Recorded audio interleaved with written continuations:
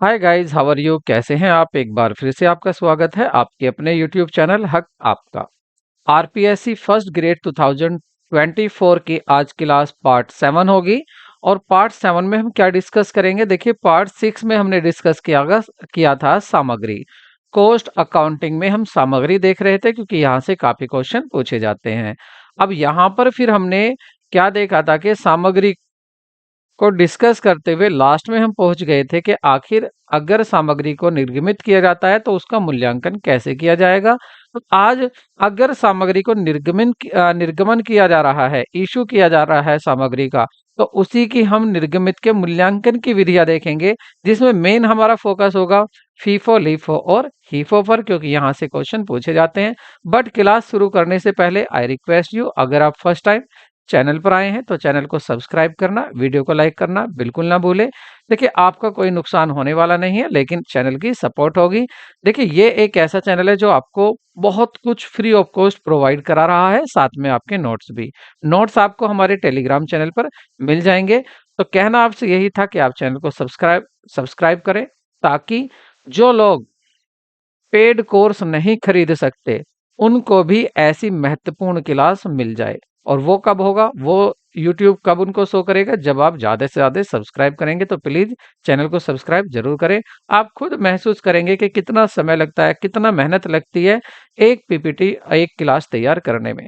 तो शुरू करते हैं। आई होप आपने चैनल सब्सक्राइब कर लिया होता। आज की क्लास को शुरू करते हैं। Let's begin.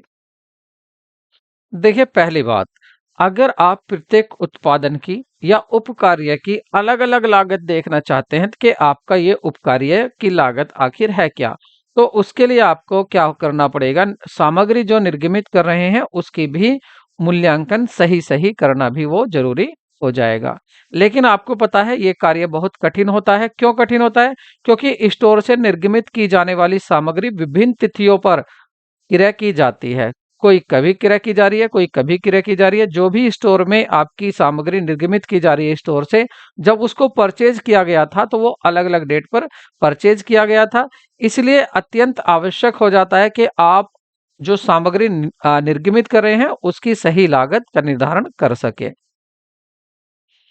और दूसरा ये भी है कि आप क्रय यहाँ पर दूसरा ये भी है कि निर्गमित सामग्री का मूल्यांकन किस दर पे किया जाए, यह एक महत्वपूर्ण प्रश्न है।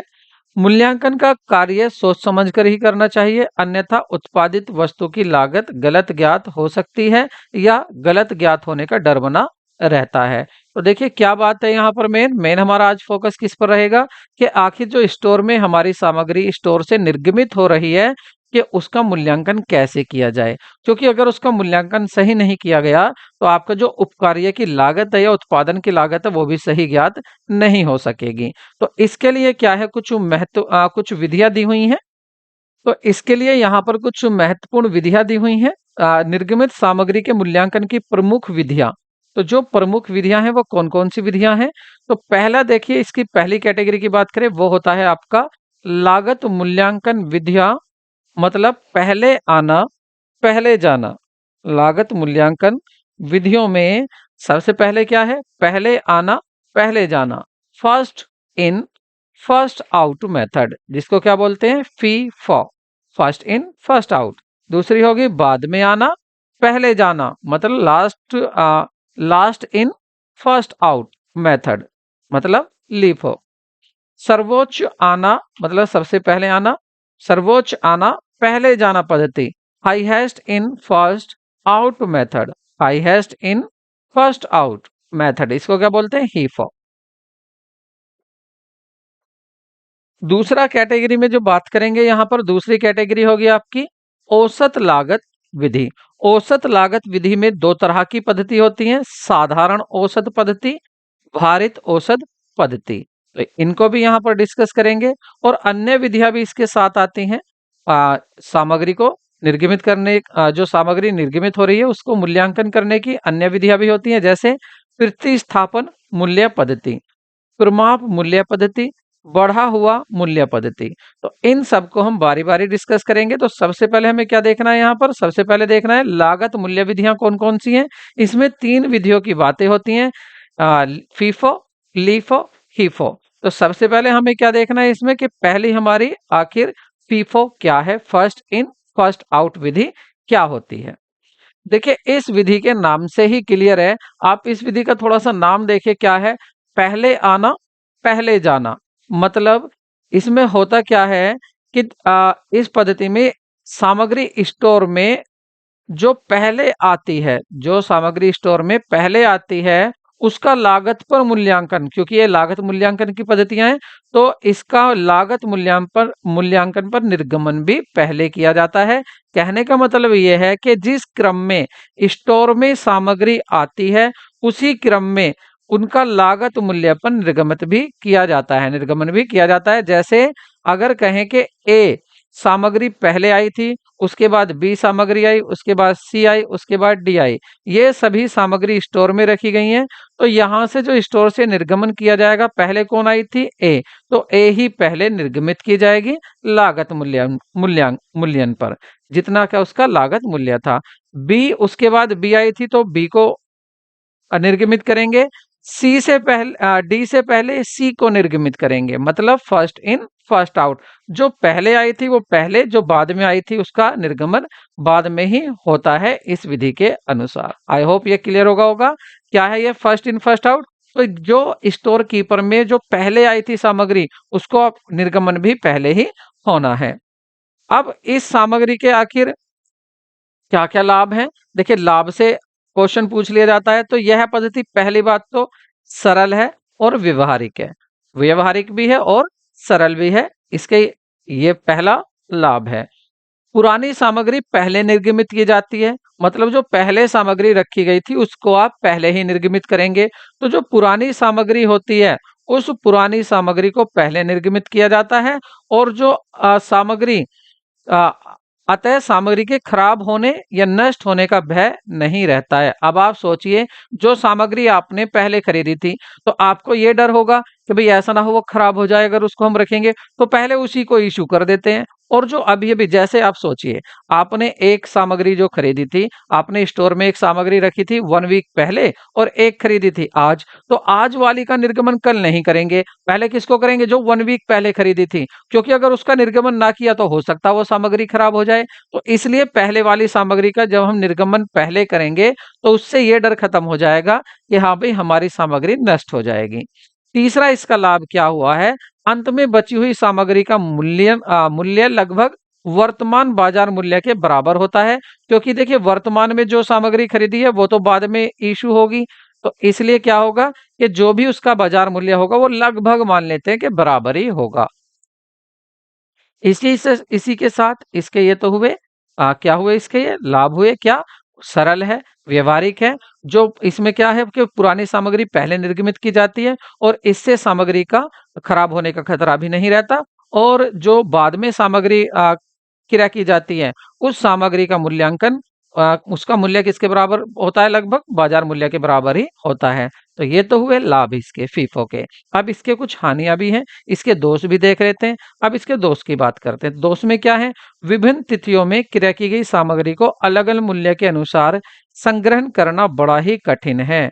क्यों? क्योंकि आपने कोई किसी तिथि को खरीदी है सामग्री, कोई किसी की तिथि को खरीदी है, तो उनका अलग अलग मूल्यों के अनुसार उनका कलेक्शन करना बड़ा ही कठिन होता है, पहला काम। दूसरा दोष, एक ही तिथि को अलग अलग उपकार्यों के लिए निर्गमित सामग्री का मूल्यांकन अलग अलग हो सकता है। ठीक है, अलग अलग उपकार्य के लिए सामग्री का मूल्यांकन भी कैसे होगा, वो अलग अलग हो सकता है। तीसरी बात, पुराने मूल्य पर निर्गमन किए जाने के कारण वस्तु की लागत, उत्पादन लागत बाजार मूल्य के बराबर नहीं होती है। ऐसा नहीं है कि हमेशा बाजार मूल्य की लागत ही होगी, ऐसा कोई फास्ट रूल नहीं है। इसके बाद हमारी दूसरी विधि आती है आपकी आ, फर्स्ट हीफो, मतलब सर्वोच्च आना, सॉरी दूसरी विधि देखेंगे। दूसरी विधि क्या है हमारी, दूसरी होगी हमारी फर्स्ट इन फर्स्ट आउट के बाद क्या होगी, इसके बाद हो जाएगी आपकी लास्ट इन फर्स्ट आउट।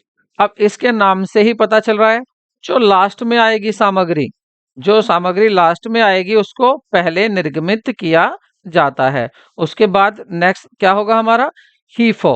हीफो को देखते हैं। देखिए इसमें भी नाम से ही पता चल रहा है। क्या नाम है इसका? सर्वोच्च आना, पहले जाना। कहने का मीन्स ये है कि जो स्टोर में सामग्री रखी होती है वो अलग अलग डेट पर अलग अलग रेट में खरीदी होगी। तो इस ये विधि कहती है कि जो आपने सबसे महंगी आपके पास सामग्री रखी हुई है उसको पहले इशू करो, ताकि ऐसा ना हो महंगी वाली खराब हो जाए रखी हुई। जो सबसे महंगी सामग्री है उसको इस विधि में सबसे पहले इशू किया जाता है, और जो सस्ती वाली है, जो कम महंगी है, उसको बाद में प्रयोग किया जाता है। तो ये विधि कहती है इस बात को कि जो सबसे महंगी है उसको आप सबसे पहले इशू कीजिए। अब इसके यदि लाभ की बात करें, इस विधि का क्या लाभ है? देखिए अंतिम स्टॉक का मूल्य कम रहता है, जिससे सामग्री के मूल्यों में कमी आने पर भी हानि का भय नहीं रहता है। ठीक है। दूसरा क्या है इसका? गणना करने एवं समझने में ये सरल होती है, आसानी से दिख जाती है कि कौन सी सामग्री आपकी महंगी आई है। इसके साथ इसके कुछ दोष भी हैं। दोष क्या हैं? वस्तु की सही उत्पादन लागत ज्ञात नहीं हो पाती है इस विधि में। और दूसरी बात क्या थी, ये विधि वैसे भी अगर देखें तो बहुत कम यूज की जाती है। अंतिम स्कंद कम मूल्य पर दर्शाया जाता है, जिससे व्यवहार में सही आर्थिक स्थिति को प्रकट नहीं होता है, और शुद्ध लाभ वास्तविक लाभ से कम प्रकट होता है। जो शुद्ध लाभ है वास्तविक लाभ से भी कम प्रकट होता है अगर आप हीफो को यूज कर रहे हैं। ठीक है। हाईएस्ट इन और फर्स्ट आउट को आप यूज कर रहे हैं। उसके बाद चलते हैं अपनी औसत लागत विधियों पर। इन औसत लागत विधि की बात करें तो इस विधि में क्या होता है? इस विधि में होता है कि इस विधि के अंतर्गत एक तिथि से संबंधित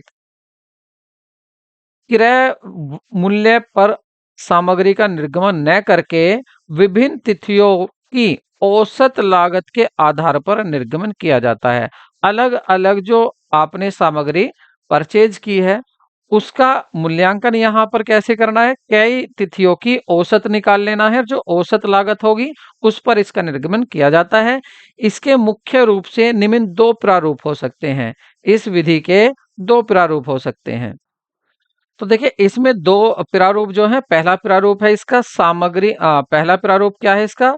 साधारण औसत पद्धति, सिंपल एवरेज मेथड। देखिए इस मेथड में क्या होता है, जो निर्गमन का मूल्य निर्धारित करने हेतु क्या करते हैं, इसमें सामग्री की जो क्रय की गई मात्रा है, ये सामग्री कितनी क्रय की गई है, सामग्री की जो क्रय की गई मात्रा है उस पर कोई ध्यान नहीं दिया जाता। केवल किस पर? उसके मूल्य पर ध्यान दिया जाता है, लेकिन उसकी मात्रा पर ध्यान नहीं दिया जाता। निर्गमन तिथि पर स्टॉक में उपलब्ध जितनी भी तरह की सामग्री होती है, जितने भी अलग अलग उसके क्रय मूल्य होते हैं, उन सब का योग कर दिया जाता है। क्या? एक तिथि पर स्टॉक में जितनी भी उपलब्ध सामग्री होती है उनके अलग अलग जितने भी मूल्य होते हैं उन सब का योग कर दिया जाता है, और उसको किससे भाग दिया जाता है? मूल्यों के संख्याओं से, उनके मूल्य के संख्याओं से भाग देकर यहाँ पर जो आंसर आता है उस पर ही इसका निर्धारण किया जाता है।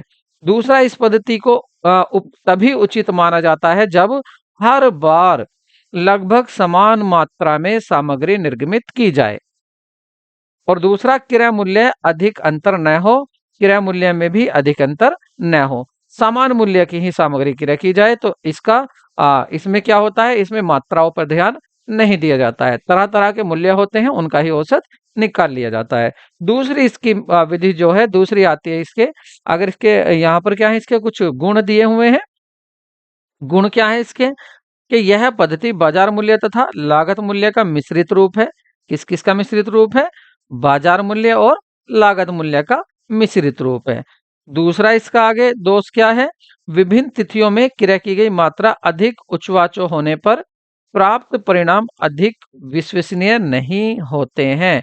क्यों नहीं होते अधिक? क्योंकि अंतर ज्यादा होता है तो ये विश्वसनीय नहीं होते। दूसरी है इसकी भारित औसत पद्धति। इस विधि में क्या होता है इसकी भी बात कर लेते हैं। देखिए निर्गमन के समय स्टॉक में उपलब्ध सामग्री की मात्रा तथा मूल्य, यहाँ मात्रा भी और मूल्य भी दोनों पर विचार किया जाता है।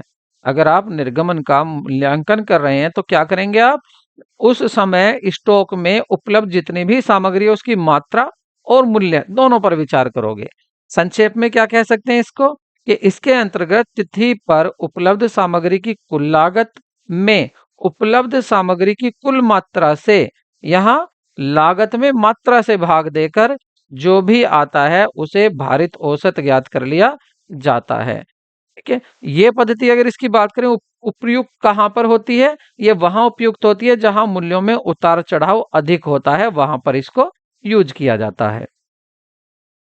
अब देख लेते हैं इसके आखिर क्या क्या गुण हैं। तो गुण में बात करें, पहली बात, यह पद्धति वैज्ञानिक एवं तर्क संगत है, क्योंकि इस पद्धति के अंतर्गत बिन में रखी हुई सामग्री के कुल मूल्य में उपलब्ध सामग्री की कुल मात्रा से भाग दिया जाता है।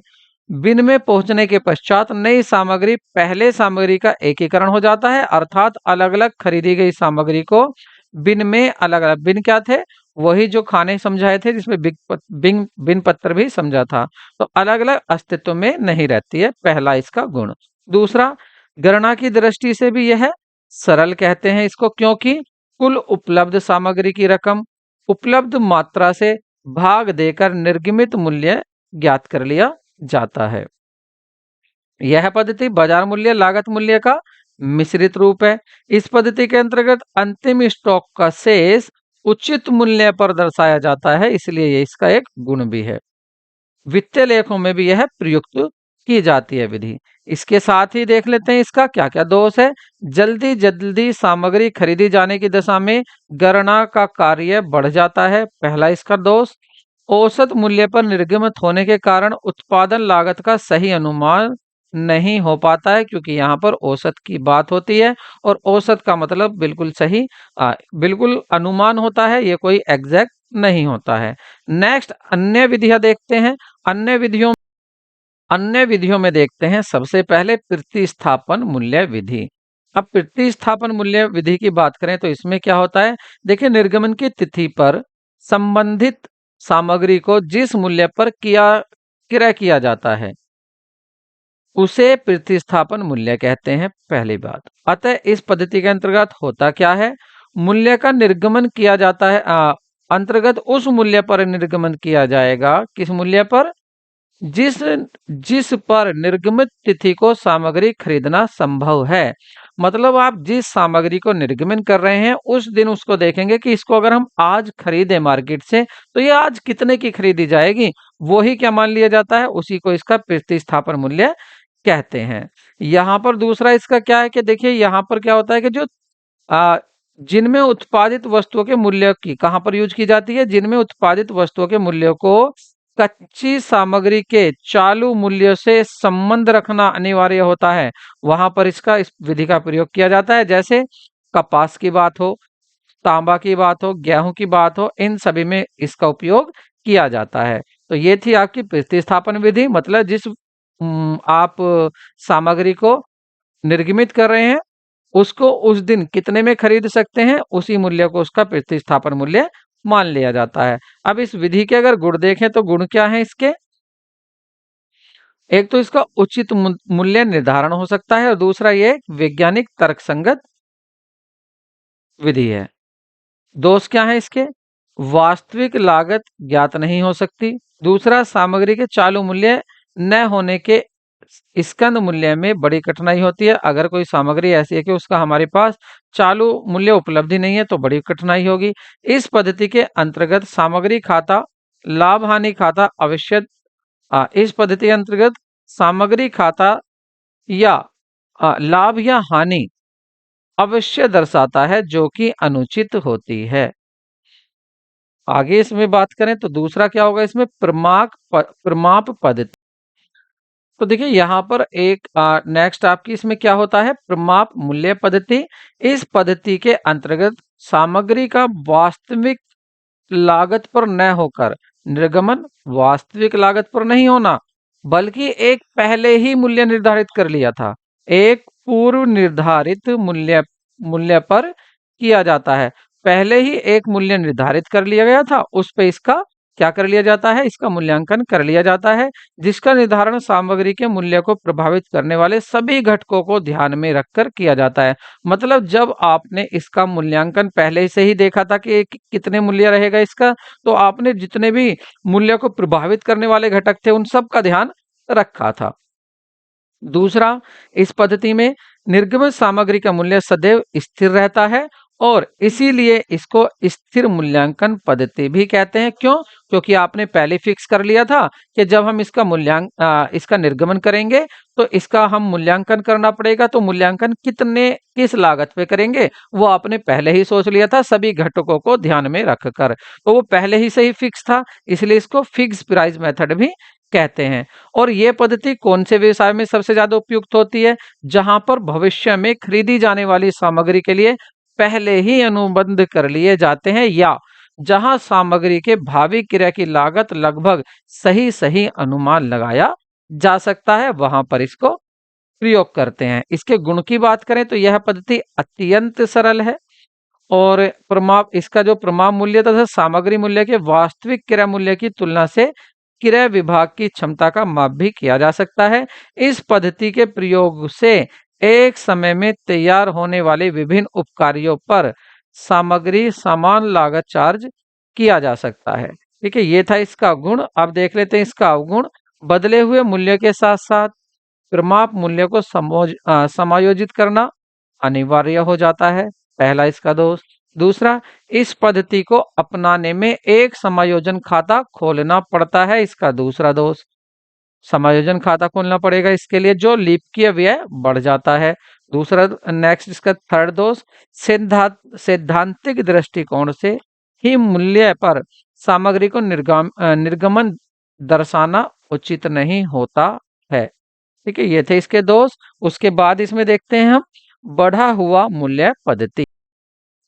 तो बढ़ा हुआ मूल्य पद्धति में क्या है? यहाँ पर क्या होता है, यहाँ ऐसी सामग्री हो जाती है, ये वो सामग्री होती है जिनमें सूख जाने के कारण, ऐसी सामग्री होगी कि अगर वो सूख जाती है, भाप बनकर उड़ जाती हैं आदि के कारण क्या होता है, वजन कम हो जाता है सामग्री का। तो उन सामग्री का मूल्यांकन इस विधि से किया जाता है, बढ़ा हुआ मूल्य से। इसमें होता क्या है? इसमें यह होता है कि देखिए, जो भी वेस्टेज हो जाती है, जो भी छीजन हो जाता है, उत्पादन लागत का ही उसको अंशमान लेते हैं। जैसे आपकी 50 किलो सामग्री है, उसमें से आपकी 1 किलो क्या है, सूख जाती है, 1 किलो वजन कम हो जाता है, तो आप उसको भी जो है अब उसमें ही उसको ऐड कर लेते हैं। इस प्रकार की सामग्री का निर्गमन करते समय जो छीजन हुआ, जो आपका नुकसान हो गया है, उससे होने वाली हानि हानि शेष सामग्री का ही मूल्य मान ली जाती है, उससे शेष उसका भी बढ़ जाता है। उसे बढ़े हुए मूल्य पर सामग्री का निर्गमन किया जाता है। इस प्रकार जब सामग्री का निर्गमन छीजन के कारण होने वाली हानि को क्रय मूल्य में समायोजित करके बढ़े हुए मूल्य के आधार पर किया जाता है, तो बढ़ा हुआ मूल्य पद्धति या स्फीति मूल्य पद्धति भी इसको कहा जाता है। क्यों? क्योंकि आप इसको जो नुकसान हो चुका उसको भी ऐड करके तब बढ़े हुए मूल्य पर इसको मूल्यांकन कर रहे हैं, बढ़े हुए मूल्य पर इसका। तो इसको इसलिए क्या कह देते हैं, इसको स्फीति मूल्यांकन या बढ़ा हुआ मूल्य पद्धति भी इसको कह देते हैं। और इसका प्रयोग कहाँ हो सकता है? केवल जब आप भारित औसत पद्धति को यूज कर रहे हैं, उसके साथ ही इसका प्रयोग किया जा सकता है। अब इसके साथ इसके दूसरा देख लेते हैं, सामग्री जांच। तो देखिए, यहाँ ये होगी आपकी पूरी पद्धति। पहले आना पहले जाना, बाद में आना पहले जाना, सर्वोच्च आना पहले जाना, साधारण औसत, भारित औसत, प्रतिस्थापन पद्धति और प्रमाप पद्धति और बढ़ा हुआ मूल्य पद्धति। अब इसके बाद चलते हैं हम अपने क्वेश्चंस पर। ठीक है, चैप्टर आई होप आपको क्लियर हो गया होगा। अगर नहीं हुआ तो पहले इस चैप्टर को आप ध्यान से देखें, या आपने अगर पहले से ही चैप्टर को बुक से तैयार किया हुआ है तो चलिए टेस्ट करते हैं किस पर कितना आता है, किसने कितना सीखा है। फर्स्ट क्वेश्चन है आपका, निम्नलिखित में से कौन सा रिकॉर्ड लेखांकन रिकॉर्ड है? इसमें से लेखांकन रिकॉर्ड कौन सा है? Which of the following is an accounting record? तो फर्स्ट है बिल ऑफ मटेरियल, सामग्री का बिल, बिन कार्ड, स्टोर लेजर, या ये सभी। तो सही ऑप्शन होगा आपका स्टोर लेजर। ठीक है, नेक्स्ट क्वेश्चन देखते हैं। ये से विश्लेषण पद्धति में दो वर्गीकरण का आधार है, सामग्री का विनियोग, सामग्री का उपभोग, प्रयुक्त सामग्री की मात्रा, या सभी ऑल ऑफ दीज, उपरोक्त सभी। ठीक है, तो सही आंसर क्या होगा? ए, इन्वेस्ट वैल्यू ऑफ मटेरियल, सामग्री का विनियोग मूल्य। नेक्स्ट क्वेश्चन देखते हैं। निम्न पद्धति में से किसमें सामग्री सामग्री निर्गमन का मूल्यांकन पूर्व निर्धारित दरों पर किया जाता है? तो पूर्व निर्धारित, पहले ही निर्धारित कर ली है, वो कौन सा होगा आपका? स्टैंडर्ड प्राइस मेथड, प्रमाप मूल्य पद्धति। नेक्स्ट देखते हैं। निम्न पद्धति में कौन सी किस में उत्पादन को चार्ज किए जाने वाले रकम वास्तविक लागत पर नहीं होता है? भारित औसत पद्धति में, या प्रमाप मूल्य पद्धति में, प्रतिस्थापन मूल्य पद्धति में, या इन सभी में? तो सही आंसर होगा इन सभी में। नेक्स्ट देखते हैं। निम्न में से किस पर स्टॉक के पहुंचने पर स्टोर कीपर की को क्रय अधिग्रहण के लिए प्रेरित करना चाहिए? विच of the following stock reaches, stock कहां पर पहुंचने पर स्टोर कीपर को इनिशिएट करना चाहिए? किसके लिए? परचेज के लिए। तो मिनिमम लेवल पर पहुंचने के लिए, मैक्सिमम पर, रीऑर्डर लेवल पर, या एवरेज लेवल पर? तो रीऑर्डर लेवल, जब आप प्री ऑर्डर लेवल पर आपकी सामग्री पहुंच जाती है तो तुरंत आपको ऑर्डर दे देना चाहिए। नेक्स्ट क्वेश्चन देखते हैं। स्टॉक पद्धति निम्नलिखित पद्धतियों में से किस पद्धति का उद्देश्य सामग्री की चयनित मदों पर ध्यान केंद्रित करना है? Which of the following method of stock control aims to considerate considerating effort of selecting item of material? इसको सही कर देते हैं, item selected item of material. तो सही आंसर होगा आपका निरंतर सूची पद्धति, या सामग्री आवर्त, या अधिकतम न्यूनतम उन्हें आदेशित निर्धारण, या अव्यय से प्रचालित एबीसी सिस्टम? तो सही होगा एबीसी सिस्टम। नेक्स्ट क्वेश्चन देखते हैं। तो यहां पर आपके क्वेश्चन भी पूरे हुए। ठीक है, अब आप अपने आप को चेक कर सकते हैं कि आपके कितने सही हैं, कितने गलत। तो मिलते हैं फिर नेक्स्ट वीडियो में नए टॉपिक के साथ। Take care, bye bye.